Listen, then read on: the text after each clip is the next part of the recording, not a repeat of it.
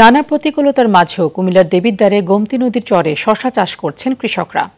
২০০ acre জমিতে চাষ করা শশার বাম্পার ফলন হয়েছে বলে জানিয়েছেন তারা।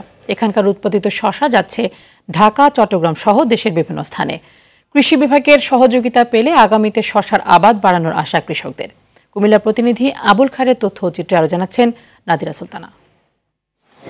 ২৫০টিরও বেশি ডিজাইন অপশন নিয়ে ওয়ালটন স্মার্ট ফ্রিজ, বোঝে আপনার প্রয়োজন।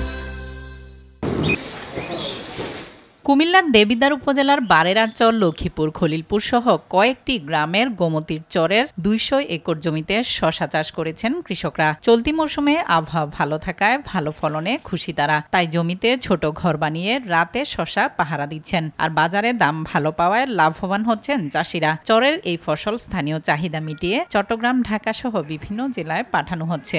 ভালো জমিনগুলো ফলন তো গত বছরের থেকে এবার ভালোর কারণ হলো আমাদের নদীতে এবার বেশি ডল ছিল, ডলে পয়েল পড়ছিল, পয়েলের কারণে কিছু জমিন ভালো। ১০ শতক জায়গা করছিলাম, তাহলে এখন বেচছি।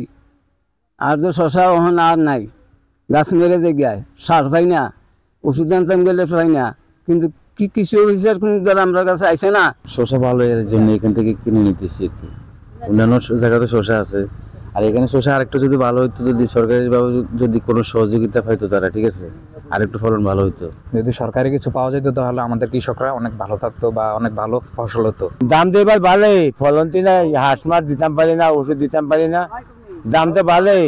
এদিকে শশা চাষে কৃষকদের সহযোগিতার কথা জানান কৃষি কর্মকর্তা। রোগবালাই থেকে তাদের হ্রাস হয় এবং উৎপাদনটা বৃদ্ধি পায়, সেটার দিকে আমরা লক্ষ্য রাখি।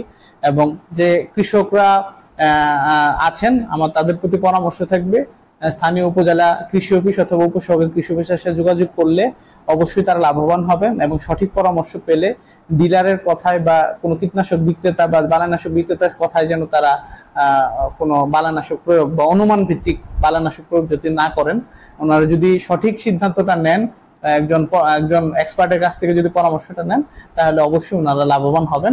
সরকারি সহযোগিতা পেলে আগামীতে শশার আবাদ বাড়ানোর কথা জানান কৃষকরা। নাদিরা সুলতানা, RTV।